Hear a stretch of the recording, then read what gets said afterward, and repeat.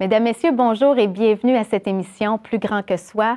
Marie-Josée Harel, votre animatrice. Et aujourd'hui, j'ai le bonheur et le plaisir de recevoir un grand auteur, Frédéric Lenoir. Bonjour Frédéric. Bonjour Marie-Josée. Ça va bien? Ça va très bien. J'adore l'hiver québécois. Ah ben, ça en Tout le fait monde me un dit au qu'est-ce moins. qu'il fait froid. Moi, je trouve que c'est Noël tous les jours avec cette neige partout, ce beau soleil. Et le froid, je trouve qu'avec le soleil, c'est tolérable. Frédéric, vous êtes sociologue, philosophe. Vous avez écrit une quarantaine de livres au cours des 10 dernières années, je crois. Depuis l'âge de 20 ans. Depuis l'âge de 20 ans, Oui. d'accord. Une quarantaine de livres, c'est quand même beaucoup. Et vous avez vendu 4 millions d'exemplaires, ce qui est vraiment formidable. Et si on lit entre les lignes, c'est clair que vous êtes un auteur très aimé. Vous réussissez à toucher le cœur des gens. La question que je me posais, c'est est-ce que c'est le genre de vie que vous imaginiez quand vous aviez 15-16 ans et que vous pensiez à votre futur? C'est une bonne question. Je dirais que oui et non. Oui, dans la mesure où j'ai toujours aimé écrire et que le premier livre que j'ai écrit, j'avais 12 ans. Donc c'est un petit livre qui fait 20 pages, mais déjà, j'étais habité par ce plaisir de l'écriture et j'inventais des histoires. Oui aussi, dans la mesure où, adolescent, je me passionnais déjà pour la philosophie. J'ai lu mon premier livre de philosophie à 13 ans, c'était Le Banquet de Platon. Ça m'a passionné et j'ai continué de lire des philosophes de l'Antiquité. Donc si on m'avait dit à 50 ans, tu seras un philosophe qui écrit des livres, j'aurais trouvé ça super. OK, vous n'auriez pas été surpris à ce moment-là? Non, j'aurais pas été surpris. Par contre, je pense que j'avais aussi envie à 15 ans de faire du cinéma. Je suis un passionné de cinéma, je suis très cinéphile. Et je m'étais dit, je vais être... Donc, je ne pensais pas du tout faire un doctorat de philo, etc. Je me suis dit, je vais faire de la réalisation. Et donc, j'avais le projet de faire un master de philo pour partir ensuite à UCLA, à Los Angeles, faire une école de cinéma et être cinéaste. Et puis, entre-temps, il s'est passé, je dirais, un cheminement spirituel qui m'a amené à m'intéresser en profondeur à la spiritualité. Et puis, du coup, à faire un parcours différent.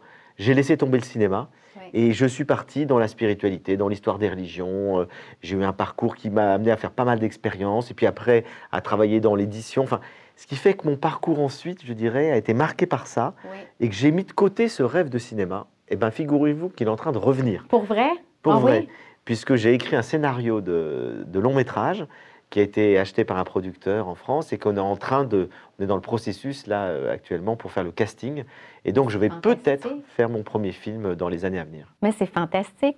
Moi, je crois beaucoup que dans nos rêves de jeunesse, nos rêves d'enfance, il y a quelque chose qui est contenu là au niveau de l'essence, de ce que nous sommes profondément. Vous avez parlé là, de votre parcours spirituel. Moi, j'aimerais ça qu'on revienne un petit peu à la base de votre cheminement spirituel. À quand remonte le premier souvenir, on va dire spirituel, entre guillemets? Une forme d'éveil. À quand remonte? Très jeune aussi. Je crois que c'est vers 7-8 ans. Déjà. Mais c'est par rapport à la nature. Voilà. C'est-à-dire que j'ai un souvenir très précis où, étant dans un sous-bois, il y avait un rayon de lumière incroyable. Et j'ai été bouleversé. Et à ce moment-là, je crois que j'ai presque pleuré. Je me suis dit que le monde est beau. Wow. Et je dirais que c'est ma première rencontre amoureuse. C'est bien avant de rencontrer ensuite des jeunes filles dont je suis tombé amoureuse. J'étais amoureux du monde. Je suis tombé en amour avec la beauté du monde. Je suis très sensible à la beauté. Et ça a été un choc spirituel en même temps. Parce que depuis, j'ai jamais pu imaginer que cette beauté-là vienne du hasard. Alors, c'est resté là, au fond. C'est resté là, au fond. Un questionnement. Je me dis, ce monde est habité par quelque chose qui nous dépasse, d'invisible, qui lui donne cette harmonie, cette beauté, ce sens. Et je crois que, voilà, j'ai été... Et alors après, ça a pris des formes plus culturelles. Donc ensuite... Vous êtes intéressé à la philosophie. Je me suis intéressé à la philosophie, donc c'est de la spiritualité, la philosophie grecque. Puisque quand on lit Socrate, quand on lit Aristote, Épicure, les stoïciens sont tous des auteurs qui ont une dimension de sagesse pratique. Oui. Donc c'est une spiritualité concrète. Et en même temps, ces auteurs-là m'aidaient à me poser des questions essentielles. Qu'est-ce qu'une bonne vie? Qu'est-ce qu'une vie réussie?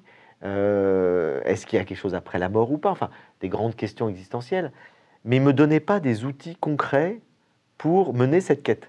Et donc, je l'ai cherché dans la spiritualité orientale. Voilà. Okay. Alors, vous avez fait les philosophes, ensuite... L'Orient. J'ai lu les ouvrages d'Arnaud Desjardins, je ne sais pas si vous connaissez. Oui. Qui est un auteur français qui a été en Inde et qui a vécu très longtemps en Inde et qui a ramené toute une série d'enseignements formidables de l'Inde qu'il a su transmettre aux Occidentaux. J'ai lu des ouvrages du bouddhisme, j'ai lu tout un certain nombre d'ouvrages, notamment du bouddhisme tibétain, qui m'a beaucoup touché, beaucoup passionné. Et puis, c'est comme ça que j'ai été en Inde. J'ai passé 4 mois en Inde, j'ai appris à méditer. Et je médite toujours, tous les jours, depuis cet âge-là. Très jeune, ça 20 passe. ans, j'étais 20 en ans Inde. en Inde. Donc, entre 15 et 20 ans, j'ai toute une quête philosophique et spirituelle qui passe surtout par l'Orient. Et c'était pas chose commune, là, de l'âge à l'adolescence, là, nécessairement d'avoir une quête aussi poussée que ça. Je vous écoute et je me dis que ça prend une très grande liberté pour aller voir différents courants comme vous l'avez fait. Mais c'est ma nature. C'est votre nature. Il n'y a aucun mérite. J'ai une nature très ouverte. Je m'intéresse à tout. J'ai un état d'esprit où j'aime comparer, découvrir. Et j'aurais jamais pu être enfermé dans un seul courant spirituel. C'est-à-dire qu'à partir du moment où je m'intéresse à quelque chose, il faut que je vois toute la diversité des choses. Et donc, et c'est pareil dans tous les domaines. Oui. Si j'ai écrit 40 bouquins, c'est parce que j'ai à la fois écrit des essais de sociologie, des livres de philosophie, mais aussi des romans, mais aussi des pièces de théâtre, mais aussi des scénarios de bande dessinée. Tous les genres m'intéressent finalement. Et j'ai pas envie de m'enfermer dans un seul genre, dans un seul registre, dans une seule spiritualité. Tout ce qui me nourrit, tout ce qui me touche, tout ce qui m'enrichit, eh ben je vais voir. Je vais voir et j'en prends quelque chose ou pas. Je continue mon chemin ou je reste. Mais j'ai une grande ouverture d'esprit, une grande curiosité. Je trouve ça très intéressant parce qu'en matière, quand on parle de spiritualité, très souvent, les gens ne se donnent pas la liberté. Ils ont reçu parfois un héritage de croyances, puis ils ne se donnent pas nécessairement la liberté de remettre tout ça en question. Et pourtant, c'est fondamental dans une vie spirituelle que de remettre continuellement nos croyances en question. Puis vous, vous donnez cette liberté-là tout jeune. Fait que moi, je trouve ça extraordinaire. Oui, mais parce que peut-être aussi que je me suis intéressé à la psychologie. Et j'ai lu vers 15-16 ans un auteur qui m'a profondément marqué, qui s'appelle Carl Gustav Jung. Et c'est un psychologue suisse qui parle du processus d'individuation. Et j'ai compris que ce qu'il appelle le processus d'individuation, c'est vraiment un cheminement que tout être humain, à un moment donné, doit faire pour grandir. C'est-à-dire aller vérifier qui je suis vraiment. Et est-ce que les valeurs que j'ai reçues par mon éducation, par la société dans laquelle je suis, par ma famille, etc., me conviennent, moi? Ou est-ce que c'est quelque chose qui n'est pas forcément juste? Et donc, j'ai fait tout ce travail psychologique et philosophique sur mes valeurs pour voir qu'est-ce qui était juste pour moi ou pas. Et puis après, en philosophie, j'ai découvert que toute la philosophie de Spinoza, par exemple, qui est un auteur que j'aime beaucoup, ne fait que dire ça. C'est-à-dire qu'on doit à un moment donné faire un travail introspectif pour se connaître, savoir quelle est sa véritable nature. Et Spinoza nous dit, on a tous une nature complètement différente. Et ce qui nous rend heureux, c'est d'accomplir notre nature. C'est d'être soi-même. Et on devient soi-même. On n'est pas soi-même au départ. J'aime, c'est tellement vrai. On est pris par un tas de choses qui nous parasitent. Et donc, à un moment donné, il faut devenir soi-même. Il faut faire ce travail d'individuation pour être soi. Il faut découvrir ce qui est vrai pour moi, ce qui est juste pour moi. Et Spinoza nous dit qu'il y a finalement 2 grandes émotions, la joie et la tristesse. Et il dit chaque fois qu'un être progresse, chaque fois qu'un être grandit, chaque fois qu'un être accomplit sa nature, il est dans la joie. Chaque fois qu'un être n'accomplit pas sa nature, régresse, qu'il y a des obstacles dans la croissance de son être, il est dans la tristesse. Et tout le sens de la vie pour Spinoza, c'est de faire diminuer la tristesse et de faire augmenter la joie. Donc c'est une très belle manière de comprendre, et pour moi c'était une très belle manière de comprendre que pour être pleinement heureux, pour être dans la joie, il faut que j'arrive à accomplir ce pourquoi je suis fait. Et ça demande une bonne dose de courage. Ah, ça demande du travail. De plonger pas aussi des à recettes. l'intérieur de... Voilà. C'est pas des recettes, c'est du travail. C'est du travail sur soi. Oui. C'est du travail sur soi. J'ai fait une psychothérapie, j'ai fait une psychanalyse. J'ai beaucoup réfléchi à moi-même. Je médite tous les jours une demi-heure depuis 30 ans. Il y a tout un travail que j'ai fait pour essayer de me connaître et ensuite de progresser, de m'améliorer. Quels sont les bénéfices de méditer tous les jours comme vous le faites? Je dirais qu'il y a plusieurs bénéfices. Il y a un premier bénéfice à un niveau assez concret, assez simple, c'est que c'est un temps de silence. Et dans les journées qu'on a où on est tous très pris, très sollicités à la fois par les activités multiples qu'on a dans le monde, mais aussi par toutes les pensées qui nous habitent, on est dans une sorte de brouhaha permanent. Et le fait de prendre tous les jours un temps de silence intérieur, ça permet de déconnecter et d'avoir plus de ressources intérieures, plus de recul, plus de force. Et puis, c'est dans ces moments-là qu'une fois qu'on a médité, il y a plein d'idées qui viennent. Parce qu'on a créé un espace à l'intérieur de nous. On crée un espace intérieur. La deuxième chose, c'est que la méditation permet de se distancer de ses émotions. Et je m'aperçois que pendant qu'on médite, on a des émotions qui arrivent. Hein. On ne sait pas pourquoi. Il y a des peurs qui arrivent, il y a des tristesses. On les laisse passer. On ne s'identifie pas à ces émotions. Et quand dans la journée, vous avez des émotions qui vous arrivent très fort. Hein, quelqu'un vous insulte, un type vous fait une queue de poisson en voiture, vous apprenez une très mauvaise nouvelle. Et bien, quand l'émotion arrive, le fait d'être habitué à méditer vous fait que vous allez avoir du recul par rapport à vos émotions. Et donc, quand la colère va arriver, vous allez dire, tiens, une colère arrive. Vous n'allez pas être dans la colère. Parce que vous êtes habitué à ce que votre esprit observe vos émotions et vos pensées. Donc, quand une pensée ou une émotion arrive soudainement, elle ne vous surprend jamais. Vous dites, tiens, il y a quelque chose qui arrive. Est-ce que je le laisse se développer ou pas? Est-ce que c'est juste de rentrer dans la colère ou pas? Et bien souvent, vous allez dire non, ça ne vaut pas la peine. Et ça permet donc d'avoir un véritable recul dans sa vie émotionnelle. On acquiert une intelligence émotionnelle avec la méditation. C'est comme si on devenait spectateur un peu de nous-mêmes, ou même veilleur. On veille sur nous-mêmes à travers ça. Spectateur de soi-même. Et alors là, j'en viens peut-être au troisième point le plus important dans ce que m'apporte la méditation. À partir du moment où on est spectateur de soi-même, on voit bien que notre personnalité, notre ego, notre mental, tout ce qui anime nos pensées, nos émotions, s'il peut être observé par quelqu'un d'autre à l'intérieur de soi, c'est qu'on n'est pas nos émotions, on n'est pas notre ego, on n'est pas notre mental.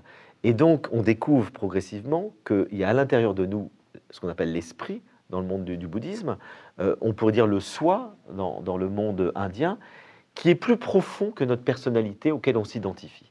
Et ça, c'est formidable, parce que c'est tout un processus de libération spirituelle dans lequel on découvre que nous ne sommes pas cette personnalité qui s'appelle Frédéric Lenoir, qui a un besoin social d'être reconnu, qui a toute une série d'émotions qu'il protège, toute une série de pensées, de croyances qu'il habite. Il y a quelque chose en moi de beaucoup plus profond, un être qui est là, qui observe ce petit Frédéric qui s'agite, qui a besoin d'être reconnu, et qui du coup en sourit. Et ça permet de créer cette distance et de plus s'identifier à son ego. Et ça, c'est tout le chemin spirituel de l'Asie, de l'Inde notamment, c'est arrêter de s'identifier au mensonge, à l'illusion que nous sommes notre ego. Notre ego, il nous a aidés à nous construire, il nous a aidés à survivre, mais il est construit sur des mensonges et des peurs. Et à un moment donné, il faut pouvoir savoir que nous sommes beaucoup plus, et beaucoup plus profondément, un être éveillé, un être plein de lumière, un être plein de joie, plein d'amour, qui est là et qui observe ce petit ego auquel on s'identifie. J'adore vraiment ce discours-là. Je sais que vous avez un maître spirituel, vous en avez quelques-uns, mais un qui vous a beaucoup marqué, c'est Jésus, c'est le Christ. Ça a été quelque chose de marquant dans votre vie. J'aimerais vous entendre là-dessus, parce qu'on a comme ça en commun, vous et moi. Vous avez fait le monastère, j'ai vécu en communauté religieuse, et j'aimerais vous entendre sur cette rencontre personnelle avec le Christ. Eh bien, vous dites très bien les choses. C'est-à-dire qu'en fait, je me suis intéressé à différents courants spirituels. Je vous ai dit qu'il y avait d'abord plutôt la philosophie, et puis l'Inde. Mais c'est des courants spirituels qui m'ont fait rencontrer des idées, qui m'ont fait rencontrer des concepts, mais pas une personne. Et donc finalement, quand je lisais les sutras du Bouddha, j'étais passionné par le texte de la philosophie bouddhiste, mais la personne du Bouddha, je ne l'ai pas rencontrée. Si vous voulez, on la devine à travers ses écrits, qui ont été écrits d'ailleurs 4 siècles après sa mort, donc c'est quand même pas, on ne ressent pas tellement la personnalité. J'ai lu des textes de la Kabbale juive qui m'ont intéressé, et même quand on lit des textes de philosophie où on sent la voix de l'auteur, c'est pas vraiment une rencontre pour moi personnelle, vivante. C'est un maître mort, si vous voulez. Et puis, la grande différence, c'est que quand j'ai lu pour la première fois les évangiles, c'est assez tard, c'est à 19 ans, parce qu'au fond, le christianisme, c'était la seule religion qui ne m'intéressait pas. Et pourquoi? Parce que c'est la religion de mon enfance. Ah, voilà. Est-ce que vos parents étaient pratiquants? Est-ce que c'était présent chez vous? C'était présent, mais mes parents étaient plutôt ce qu'on appelle des chrétiens sociaux. C'est-à-dire des gens pour qui le christianisme, c'était essentiellement une manière de vivre dans laquelle on est ouvert et on aide les autres. Ce qui est bien, parce que je pense que c'est vrai. Et donc, c'était des gens qui aidaient beaucoup d'autres personnes, qui financièrement recevaient des gens, etc. Donc, il y avait toute une dimension d'ouverture. En même temps, ce n'étaient pas des gens très spirituels, au sens où je ne les voyais jamais prier, par exemple. Mais on a été un peu à la messe, un peu au catéchisme. Et puis très vite, mais très vite, dès 7-8 ans déjà, je m'apercevais que les questions que je posais au catéchisme, le prêtre répondait des trucs qui ne me parlaient pas du tout. Je me disais, bon, c'est très limité. Oui. Et ce qui fait que puis je trouvais que les messes étaient tristes. Bon, ça ne me parlait pas. Ça, oui. Ça ne me parlait pas. Donc, du coup, j'ai tourné le dos à cette religion. Je me suis dit, le christianisme Mais ne très m'intéresse pas. jeune. Bah, à 10 ans, j'ai dû Déjà à arrêter. 10 ans, mais c'est très précoce comme réflexion, je trouve, au niveau de la spiritualité. Déjà à cet mais âge. parce que j'avais la chance d'avoir une famille assez cultivée, Mhm. dans lequel j'avais reçu enfant. Mon père était un peu philosophe. Il avait toute une dimension culturelle. Ma mère est historienne. Et donc, depuis que je suis enfant, dans les discussions, les dîners familiaux, on n'avait pas la télévision. Et ben, il y avait des discussions philosophiques, sociologiques. Ce qui fait que très jeune, j'ai été baigné dans un milieu qui a développé mon esprit critique. Et ça, je remercie mes parents de m'avoir donné cet esprit critique. Et donc, très vite, j'avais une forme de jugement personnel qui m'a permis de voir qu'il y avait des choses qui n'étaient pas justes, puis des choses qui étaient plus justes. Et donc, le christianisme tel que je l'ai reçu, tout simplement, ne me convenait pas. Et du coup, je ne me suis pas intéressé. Je me suis intéressé à l'Inde, je me suis intéressé à la mystique soufie, à la mystique juive, à la Chine, et puis pas au christianisme. Et puis un jour, je me suis dit, il faut quand même que je découvre ce que c'est que les évangiles, parce que j'ai un de mes meilleurs amis qui était, lui, très croyant, qui me disait, mais tu connais pas la perle du christianisme, qu'est les évangiles, tu connais que la théologie morale, etc. Bon, alors du coup, je dis, OK. Et j'ai ouvert pour la première fois les évangiles, et je suis tombé sur l'évangile de Saint Jean, qui est pour moi le plus beau des 4 évangiles. Je ne connaissais pas, mais j'ai eu de la chance. Et je tombe sur le dialogue de Jésus avec la femme samaritaine. Et là, je suis bouleversé. Parce que, d'abord, par le contenu, c'est-à-dire le message, Jésus rencontre une femme qui est samaritaine, c'est-à-dire c'est une secte dissidente du judaïsme. C'est des hérétiques, entre guillemets. Et les Samaritains pensent qu'il faut adorer Dieu sur la montagne de Samarie, quand les Juifs disent qu'il faut adorer Dieu dans le temple de Jérusalem. Et cette femme, qui est très spéciale, parce que Jésus lui dit qu'elle a eu 5 maris et que l'homme avec qui elle vit n'est pas son mari. Donc, c'est une femme libre.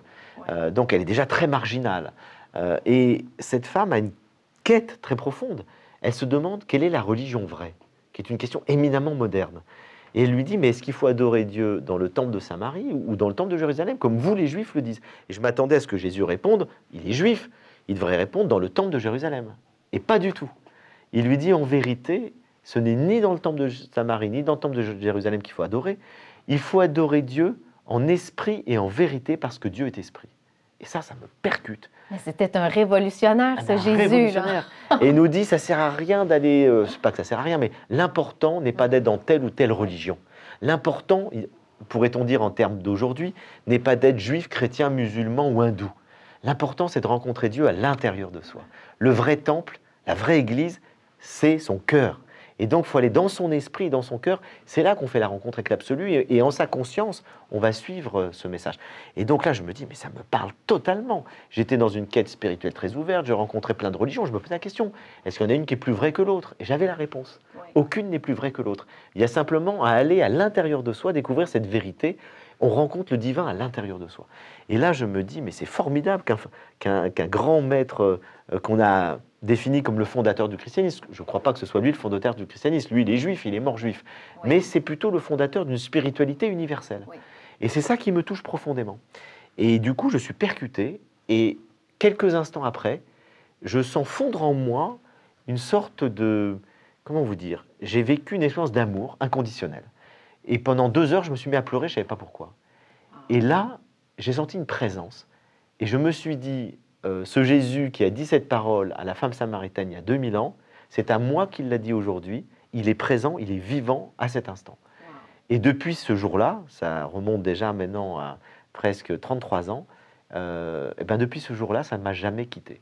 J'ai toujours cette présence du Christ qui m'accompagne. Et c'est pour ça que je dis, qu'on me demande est-ce que vous avez rencontré des maîtres spirituels, je dis je n'en ai rencontré qu'un seul, c'est le Christ. Je trouve ça beau de la façon que vous le racontez, parce que c'est très difficile de mettre des mots sur une expérience spirituelle. C'est très difficile de décrire ça. Vous arriverez à le faire très, très bien. Et il ne faut pas craindre l'expérience spirituelle, parce que ce que vous décrivez actuellement, des gens peuvent dire « Ah, ben il se faisait des idées dans sa tête, il s'est imaginé des choses », mais il faut entrer dans ce mouvement quand il se présente à nous et ne pas fermer la porte à ce genre d'expérience, parce que, comme vous le dites... Ça nous déstabilise. Ça nous déstabilise, on a des émotions très profondes, on perd ses repères. Oui. Et moi, j'ai été très rationnel. Donc j'avais une dimension philosophique forte. Oui. Je m'intéressais à la psychologie. Donc vraiment, je savais que tout ça était très perturbant pour moi, très irrationnel, Oui. mais en même temps, c'était tellement bon. C'est-à-dire, c'était une expérience tellement joyeuse Oui. qu'il y a quelque part, je ne pouvais même pas la remettre en question. C'est fort. C'était que du positif. C'est ça. Et ça, et moi, je dis toujours, quand on vit ce genre de choses-là, on n'arrive pas à le prouver scientifiquement. Non. Mais on sait qu'on est comme marqué au fer rouge à l'intérieur de nous par ça, que ça nous suit toute notre vie. Est-ce que c'est pas un peu à ce moment-là, qu'est-ce qui s'est passé pour vous? Est-ce qu'il y a eu comme, vous étiez beaucoup dans votre tête? Est-ce qu'il y a quelque chose qui est descendu Oui, dans votre cœur à ce certainement. moment-là? Certainement, c'est le passage d'une spiritualité de la tête Oui. mentale à une spiritualité du cœur. Et je peux dire qu'aujourd'hui, j'ai un très fort intérêt philosophique pour le bouddhisme, par exemple, dont je pense que c'est une des philosophies, une des sagesses de vie les plus justes, sur le fait que tout est impermanent, que tout est interdépendant, que tout est relatif. C'est-à-dire qu'ils ont une compréhension du monde qui m'apparaît profondément juste. Mais ma spiritualité du cœur, c'est le christianisme. Donc finalement, je suis chrétien par le cœur et plutôt bouddhiste par la tête, en termes de spiritualité. Et tout ça dans une grande fluidité, une grande liberté. Oui, ça circule de l'un à l'autre. Voilà. Et comme la compassion est au cœur du bouddhisme, Oui. ça rejoint le christianisme dans ce qu'il y a de plus Clairement. profond. Clairement.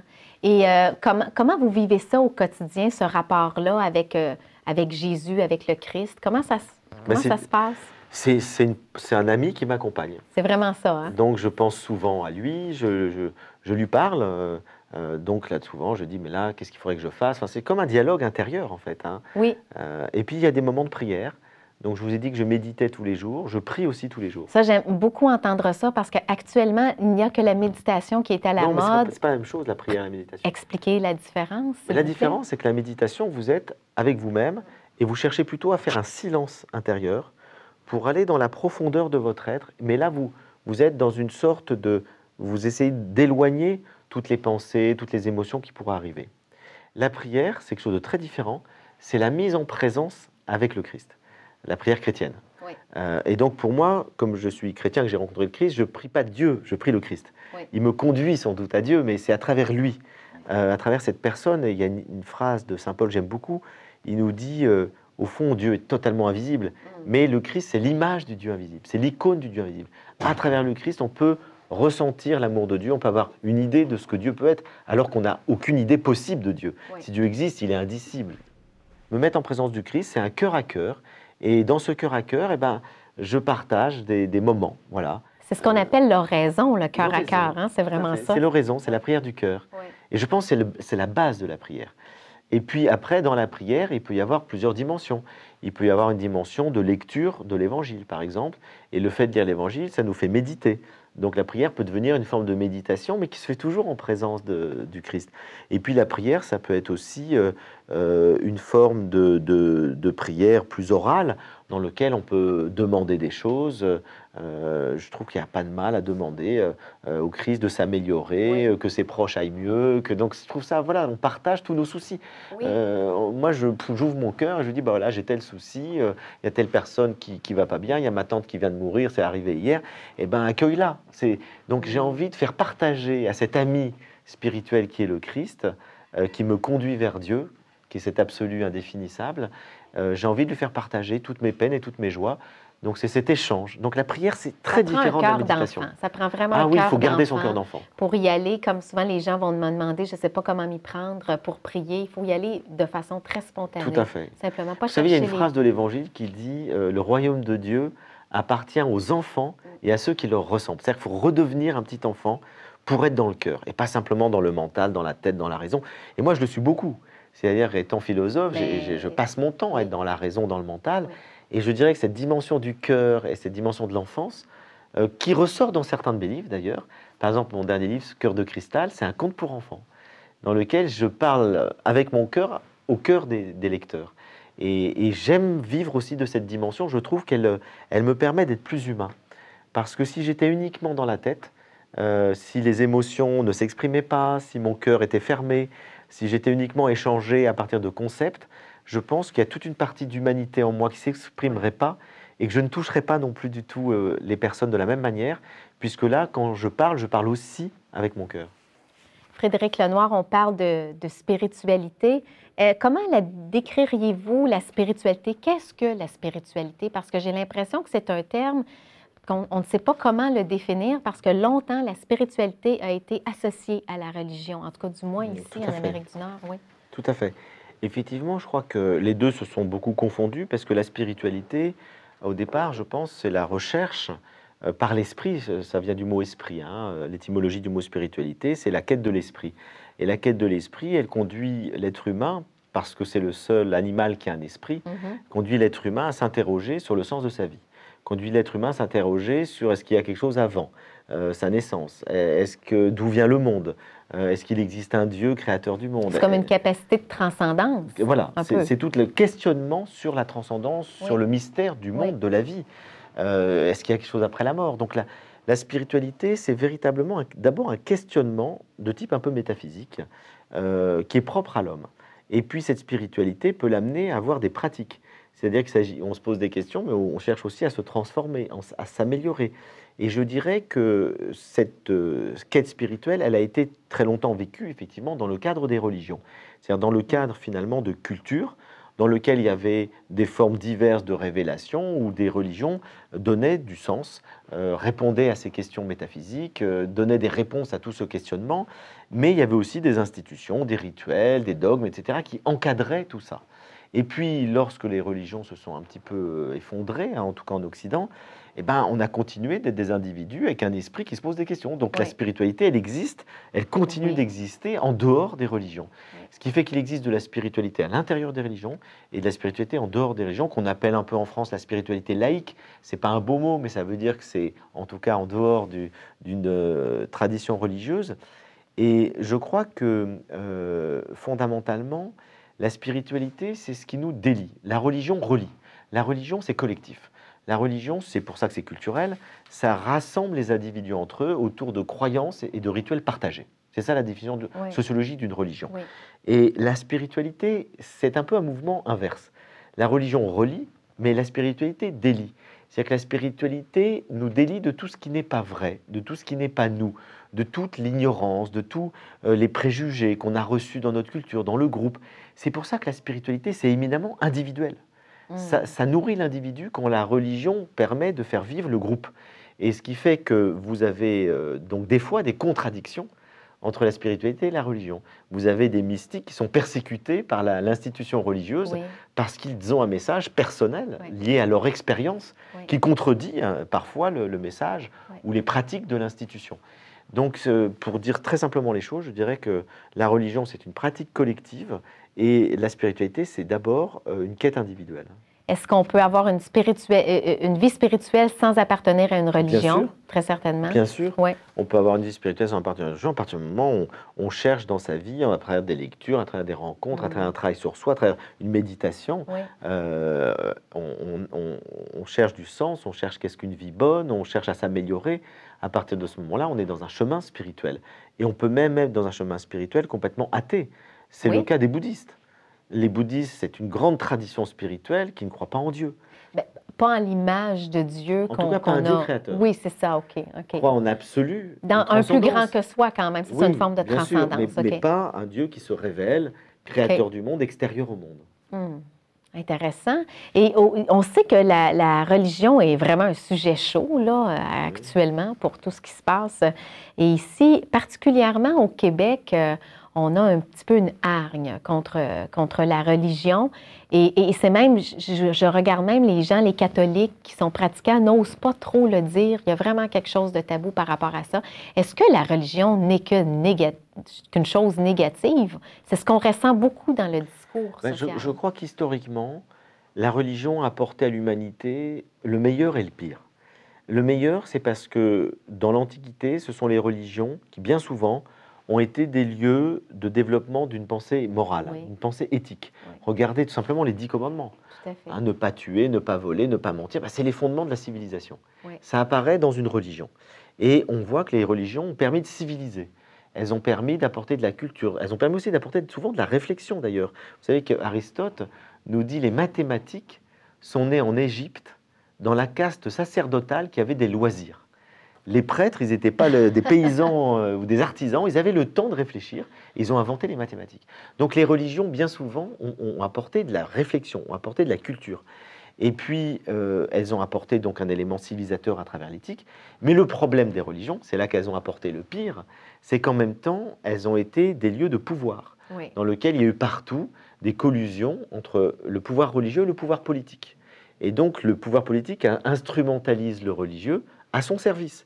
Pour donner une légitimité au roi, à l'empereur, etc., on utilise la religion. Mais la religion, du coup, devient effectivement asservie aux politiques. Et ça a donné l'Inquisition, les croisades en Occident, tout ce qu'on connaît de terrible. Et c'est une perversion de la religion. Je pense que Et le problème, c'est que aujourd'hui, la religion, dans la mesure où elle fait partie de la culture, c'est un des éléments les plus forts de l'identité des peuples. Lorsqu'on est en conflit avec les autres peuples, eh ben, la religion, au lieu de créer du lien social, ce qu'elle fait au sein d'un peuple, elle fait de la violence. Puisque lorsqu'on est dans la peur de l'autre, on va se replier sur sa culture. Et quel est le fondement de la culture? C'est bien souvent la religion. Ce qui fait qu'aujourd'hui, pourquoi autant de musulmans se replient sur la religion? C'est parce qu'ils sont en conflit, parce que le monde musulman est bien souvent en conflit pour des raisons économiques et politiques et militaires avec le monde occidental. Et à partir de ce moment-là, la religion devient un facteur de repli. Et on voit la même chose en Inde, les hindous se replient sur l'hindouisme, on voit la même chose en Occident, des gens se replient sur le christianisme contre l'islam, et donc finalement la religion devient un lieu identitaire qui crée de la violence et du conflit. Et est-ce que c'est possible d'appartenir à une religion et de la pratiquer et tout en faisant preuve d'esprit critique et de discernement? Parce que c'est ça qui est difficile à un moment donné. Il y a des gens qui ne sont plus d'accord, ils veulent continuer à pratiquer leur religion, mais ne sont plus d'accord avec certaines idées. Bon, qu'on parle au niveau du Vatican, qu'on parle de la position sur l'avortement, entre autres, la contraception surtout, et tout ça. Le mariage, etc. Mais bien sûr, et c'est ce que font 80% des fidèles. C'est-à-dire qu'aujourd'hui, il y a un décalage énorme dans le monde catholique, par exemple, entre la pratique concrète des fidèles et le discours normatif du Vatican. Et donc, l'énorme majorité des femmes catholiques prennent la pilule ou un moyen contraceptif. Elles vont à la messe le dimanche, etc. Ça ne leur pose pas de problème, si vous voulez. Donc, il y a effectivement un décalage, une contradiction flagrante entre le discours normatif officiel et la pratique des gens. Ce qui fait qu'en fait, oui, on peut tout à fait pratiquer avec un esprit critique, une distance. Les gens ont tendance à prendre ce qui est juste, ce qui leur paraît juste, et puis le reste, ils ferment les yeux, ils disent, bon, bah voilà, c'est le discours de l'institution, c'est le discours de quelqu'un, on l'entend. Mais aujourd'hui, quels sont les jeunes qui vont dire, l'Église interdit les relations sexuelles avant le mariage, je n'en aurai pas avant le mariage? C'est des toutes petites minorités. Ça n'existe quasiment plus chez la grande majorité des croyants et des pratiquants, quelles que soient les religions. Et est-ce qu'on sent un vent d'espoir et de renouveau avec le nouveau pape? Parce que je sais que vous en parlez. Vous êtes souvent appelé à... Oui, vous l'aimez? Je l'aime beaucoup. Et quand j'ai vu ce pape apparaître sur le balcon de Rome, je le connaissais déjà. Parce que l'abbé Pierre m'en avait parlé. L'abbé Pierre, c'est un... Et je ne sais pas s'il est connu au Québec. Oui, l'abbé Pierre est connu. Voilà, c'est un homme donc de grande charité. Et il m'avait dit, j'ai rencontré dans un voyage en Argentine un évêque extraordinaire. Il a vendu le palais épiscopal pour aller vivre dans un petit appartement auprès des pauvres. Il vit très simplement, il refuse la voiture, le chauffeur, il prend les transports en commun. Tous les évêques devraient être comme ça. Et c'était lui. Et ce qui fait que quand il est arrivé au Vatican et qu'il a commencé à dire il faut une église pauvre pour les pauvres, qu'il a refusé de vivre dans le palais épiscopal, le palais pontifical, pour aller vivre dans la maison Sainte-Marthe où on reçoit un peu les gens de passage, etc. et tout, il y a des gens qui ont dit mais c'est de la démagogie, etc. Non, c'est ce qu'il faisait déjà depuis 20 ans. Et donc je me suis dit voilà l'évangile qui revient. C'est-à-dire ce qui est quand même extraordinaire, c'est que les cardinaux plutôt conservateurs en majorité ont élu le cardinal le plus progressiste et le plus anticlérical, je dirais même, qui soit, parce qu'il n'arrête pas de dire le drame de l'Église, c'est qu'elle se regarde trop de nombril. Elle n'arrête pas de se centrer sur ses problèmes d'institution, etc. Mais qu'elle arrête de se regarder de nombril, qu'elle s'ouvre aux autres, qu'elle accueille tous ceux qui sont loin de l'Église, les homosexuels, les divorcés mariés, qu'elle aille vers tous les gens qui se sentent condamnés par le discours ecclésial, et puis qu'elle revive l'Évangile. Parce que Jésus, finalement, c'était quoi? C'était pas quelqu'un qui était là pour dire ah là je veux pas te rencontrer parce que t'es pas injuste, c'est l'inverse. Il allait vers les pécheurs, il allait vers les prostituées. Et quand il allait vers les prostituées, les publicains, les pécheurs, et que les religieux juifs de l'époque lui disaient mais comment tu te laisses toucher par tous ces pécheurs, il disait je suis pas venu pour les justes et les bien portants, je suis venu pour les malades et les pécheurs. Et je dis aujourd'hui l'Église, si elle vivait l'Évangile, vous savez qui est-ce qu'elle ferait communier en priorité? Les divorcés remariés et les homosexuels. Ça, c'est une bonne nouvelle quand même. Mais Il y a ce discours qu'on retrouve aussi, bon, on va dire peut-être plus dans la vague des gens qui sont un peu dans le nouvel âge, la pleine conscience et tout ça.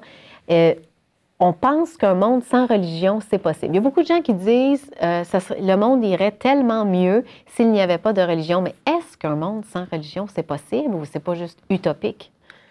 Alors, ça dépend ce qu'on appelle religion. Si vous appelez religion des croyances en un invisible qui nous dépasse, avec des rituels collectifs, etc., je pense qu'un monde sans religion est possible.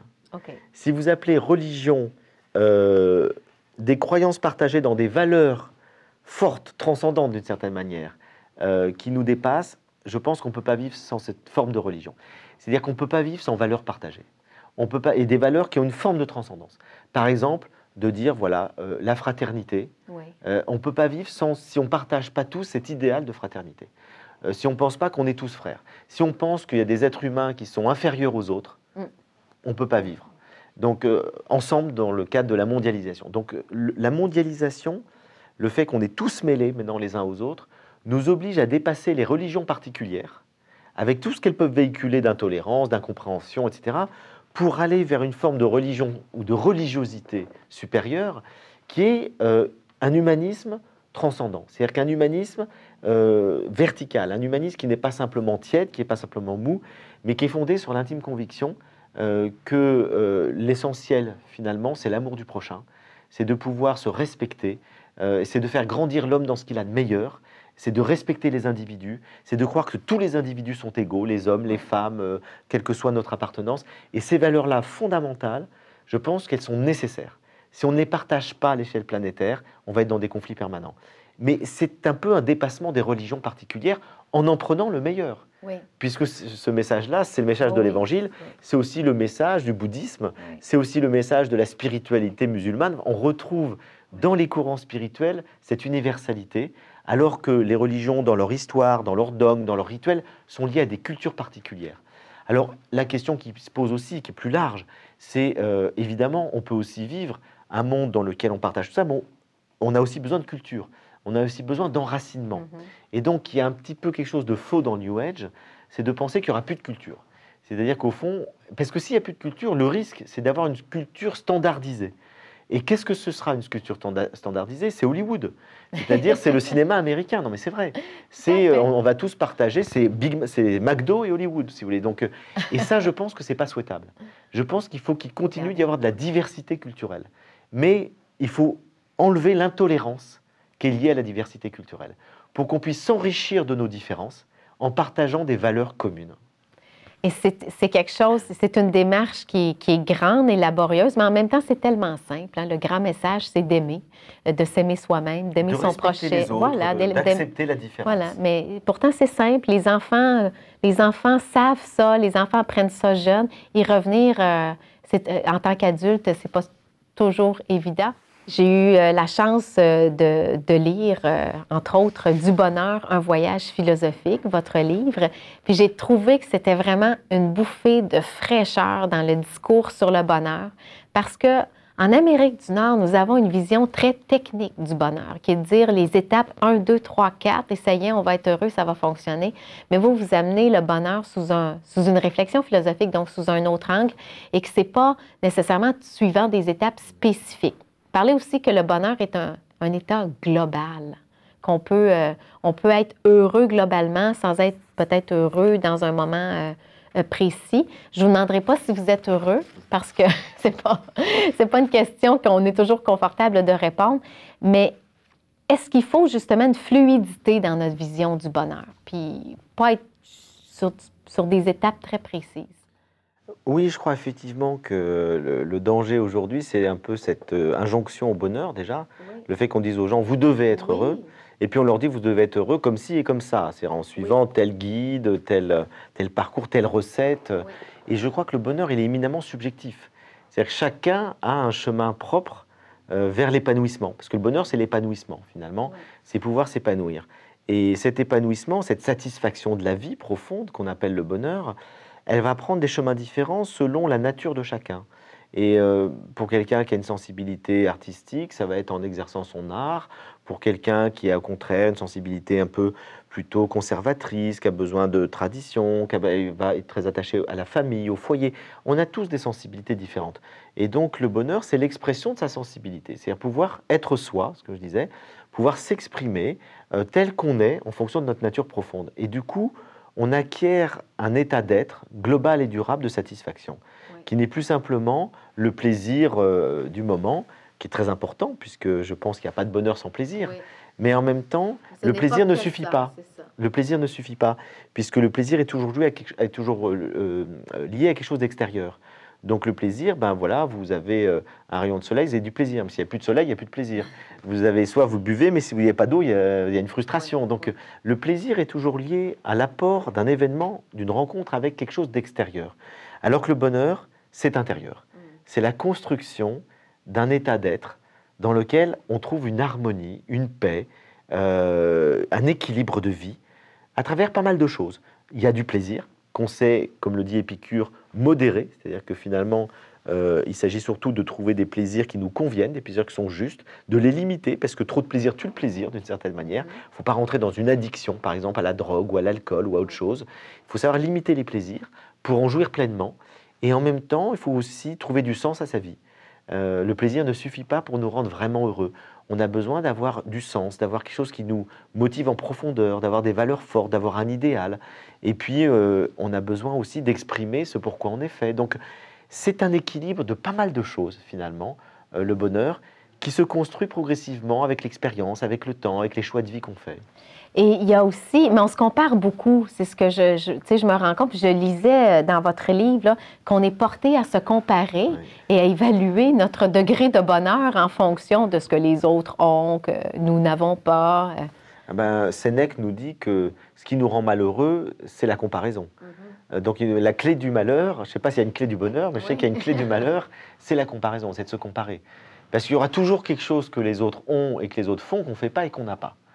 Et donc, si on se compare, finalement, très souvent, c'est ce qu'on appelle le désir mimétique. On va vouloir désirer ce que les autres ont. Pas parce qu'on en a besoin, parce que les autres l'ont. Oui. Comme les enfants, ils ont 2000 jouets, puis il y en a un seul qu'ils n'ont pas, c'est celui-là qu'ils veulent. Oui. Et bien, vous allez voir que les êtres humains sont pareils. Et ils ont pas de piscine, mais leur voisin a une piscine, ils ont envie d'une piscine. Ils n'y auraient jamais pensé si leur voisin n'a pas fait de piscine. Donc, on a toujours envie d'avoir ce que les autres possèdent. Ce qui fait que la comparaison n'est pas bonne du tout pour être heureux. Il faut savoir découvrir plutôt en soi. Qu'est-ce qui me convient? Qu'est-ce qui est juste pour moi? Quelles sont les choses qui peuvent m'empoisonner, me faire du mal? Je les élimine. Quelles sont les choses qui me font grandir, qui me mettent dans la joie? Ce que nous dit Spinoza, j'y reviens, c'est vraiment la recherche de qu'est-ce qui me met dans la joie. Et ça, c'est un très bon critère pour sélectionner ce qui est bon pour moi et pour arriver à créer un état global et durable de satisfaction qu'on appelle le bonheur. J'aime beaucoup ça. C'est très simple. Et puis, en même temps, les réponses vont être différentes d'un individu à l'autre. Et je pense que c'est de ça qu'on a besoin, c'est de comprendre que nous sommes tous différents. On a toutes nos façons d'accéder justement au bonheur. Parce que je trouve que nous sommes dans une course à la performance par rapport au bonheur. Beaucoup. Oui, on associe le bonheur et la performance. C'est pas du tout la même chose.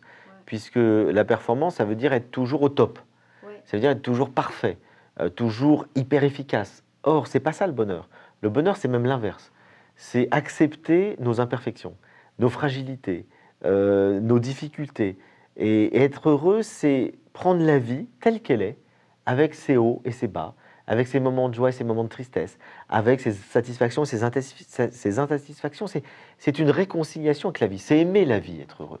Et du coup, on sait qu'on peut avoir une tristesse, on peut avoir un échec, mais au fond de soi, ça ne nous enlève pas cet amour qu'on a de la vie, ça ne nous enlève pas cet équilibre, cette harmonie qu'on a trouvé, qui est une forme de réconciliation avec nous-mêmes, avec la vie, avec les autres. Et du coup, je pense que c'est l'inverse de la performance dans laquelle on est aujourd'hui, où il faudrait toujours être dans une espèce d'effervescence perpétuelle pour être heureux, et je pense que c'est pas le cas du tout. Et beaucoup à fleur de peau, hein? On est une société qui vit à fleur de peau et on pense que si nous ne ressentons pas le bonheur, eh bien, nous ne sommes pas vraiment heureux. Non, c'est pas être dans un état d'extase, c'est pas émotionnel le bonheur. Voilà. C'est plutôt un état de sérénité. C'est un état où on sent au fond de soi que les choses sont justes et qu'on adhère au monde. on se sent bien, on est, comme dit Montaigne, on est en amitié avec soi-même. Et on a une amitié avec les autres, on a une amitié avec le monde, alors du coup, ça va plutôt bien. Malgré tout. Malgré tout, oui, malgré tout. Moi, je vais aborder le sujet de nos enfants parce que les enfants, moi, je suis maman, puis c'est quelque chose qui me préoccupe. Puis dans les préoccupations que j'ai, c'est comment aujourd'hui je vais éveiller mon fils à sa vie intérieure parce que on sait que ici, en tout cas au Québec, au niveau des écoles, il n'y a plus aucun enseignement qui est donné. Et on retire même, en fait, toutes les matières où ils sont appelés à réfléchir. On parlait de la philosophie qu'on a très peu ici au Québec, seulement au cégep. Mais comment, comme parent, puis-je aider mon fils à développer sa vie intérieure? Parce que définitivement, c'est à nous, les parents, s'en occuper maintenant. Alors, je crois qu'il y a deux choses assez différentes. Moi, il y a une première chose qui me préoccupe un petit peu quand j'observe les enfants d'aujourd'hui, c'est qu'ils sont toujours sollicités par l'extérieur. C'est-à-dire qu'il y a en permanence une sollicitation qui est liée à l'environnement dans lequel ils sont. Donc il y a la sollicitation classique de la rencontre avec les autres, mais il y a aussi maintenant, quand ils sont seuls, il y a toujours un écran, il y a toujours une interactivité, il y a toujours un jeu vidéo, il y a toujours quelque chose qui les sollicite en permanence leur attention vers une source extérieure. Ça les rend très nerveux. Donc il manque de temps pour être avec eux-mêmes, dans le calme, dans l'intériorité. Les enfants, ils auraient besoin de s'ennuyer aujourd'hui. Oui, pour grandir, ils auraient besoin de s'ennuyer. Ils auraient besoin d'avoir des moments où il n'y a rien qui les sollicite. Alors que nous, les parents, oui, puis nous, on les parents, veut les occuper. toujours, on veut mais toujours pourquoi on les fait occuper. Ça nous arrange. Oui. Parce que comme ça, on peut faire la cuisine tranquillement, on peut faire ce que... Et du coup, les enfants sont occupés. Mais aussi, c'est qu'il y a beaucoup on veut que nos enfants performent, donc on va les inscrire dans telle activité, telle activité, telle activité. Eh bien, je crois que pour les équilibrer, les rendre moins nerveux et qu'ils dorment mieux, il faut qu'ils aient des moments où ils flottent. C'est-à-dire qu'ils ne sont pas en activité, ils n'ont pas le cerveau super pris, et il faut qu'ils aient le temps de rêvasser. Les jouets d'avant, ils avaient cet avantage, c'est quand vous avez une poupée en chiffon qui ressemble à rien, vous imaginez tout un monde incroyable, et puis vous jouez avec des petits cailloux et des petits bouts de bois, et vous allez construire des villes. Aujourd'hui, avec des jeux vidéo, tout est là. Et donc finalement, l'imaginaire de l'enfant est moins sollicité. Donc je pense qu'il faut laisser à l'enfant des plages de temps où il n'est pas actif. Et puis la deuxième chose, c'est, je crois, d'essayer d'éveiller l'esprit critique de l'enfant. C'est-à-dire l'éduquer à développer un jugement personnel sur les choses. Et quand on l'éduque, plutôt que de dire ça c'est pas bien, il faut lui dire pourquoi c'est pas bien, en quoi c'est pas bien. Et donc chaque fois qu'on donne un interdit, donner une raison. Chaque fois qu'on indique quelque chose, expliquer pourquoi. Éveiller son esprit critique. Et Montaigne, qui est un excellent pédagogue, nous disait le problème de l'école, c'est qu'on apprend plein de choses et on fait des têtes bien pleines. Oui. Mais on n'apprend pas à vivre. Et donc ce qu'il faut, c'est faire des têtes bien faites. C'est-à-dire des têtes qui apprennent à discerner qu'est-ce qui va m'être utile dans la vie. Et ça, c'est quelque chose qu'on n'apprend pas. Et c'est pourtant très important, parce qu'on est confronté tout le temps à des choix de vie. Quel métier, quelle rencontre, est-ce que cette rencontre est juste pour moi? Qu'est-ce qu'il faut que je fasse? On a des discernements à poser en permanence. Et puis alors après, dans les outils informatiques qu'on a, Internet, c'est extraordinaire. Ça nous donne accès à la culture mondiale, mais ça exige de nous un beaucoup plus grand discernement. Parce qu'on trouve de tout sur Internet. Et donc, on peut très bien utiliser Internet si on a une formation intellectuelle. On peut très bien utiliser Internet si on a un discernement personnel. Et donc, c'est pour ça que je dis qu'il faudra enseigner les fondements de la philosophie, de la psychologie, dès la petite école. Il faut que les enfants, dès 5-6 ans, on leur apprenne à réfléchir ensemble sur eux-mêmes, sur la vie, sur les relations avec les autres. Pourquoi est-ce qu'il faut se respecter? Qu'on m'explique. Qu'on l'explique à des petits-enfants. Et vous verrez, c'est formidable. Il y a des petites écoles pilotes qui existent, notamment en Suisse, qui font ça. Ah oui. Ça rend des enfants beaucoup plus intelligents et autonomes très tôt. J'imagine. Et en fait, ça nous permet de leur apporter justement une sagesse de vie. Oui, leur apprendre à vivre. Oui, c'est ça. Et eux-mêmes, ça ne permet pas de leur apporter une sagesse de vie. Ça va les aider à acquérir une sagesse de vie. Voilà. Ce n'est pas la même chose. C'est eux qui doivent la découvrir. La découvrir, mais il faut aussi, à un moment donné, être capable de transmettre, nous, nos valeurs. Il faut transmettre vos valeurs, qu'ils vont remettre en question. Il faut transmettre vos valeurs et leur dire, mais critique-les aussi. Oui, parce que c'est important. Tout à fait. Parce que si on ne transmet rien, ils n'auront rien à remettre en question. Ah oui, là, il ne faut pas tomber dans l'idéologie absurde de dire qu'il ne faut pas transmettre ses valeurs et ses croyances et sa foi à ses enfants. Si, il faut transmettre tout ça, sachant qu'il va tourner le dos un jour ou l'autre à tout ça, probablement. Mais il faut le transmettre de manière, je dirais, plus on transmet, il faut à la fois être convaincu par ce qu'on transmet, mais en même temps, il faut transmettre à l'enfant un discernement personnel qui va lui permettre de faire son tri à l'intérieur de tout ça. Merci infiniment, Frédéric C'est un Lenoir. plaisir. Ça a été un grand, grand plaisir et on peut vous lire. Vous avez plusieurs ouvrages. Cœur de cristal, contes pour adultes et enfants. Pour tous ceux qui ont un cœur d'enfant. Voilà, moi, c'est sûr que je vais le lire. Et aussi Du bonheur, un voyage philosophique. On vous souhaite un bon séjour parmi nous et au plaisir de vous revoir. Ce serait une joie. Oui.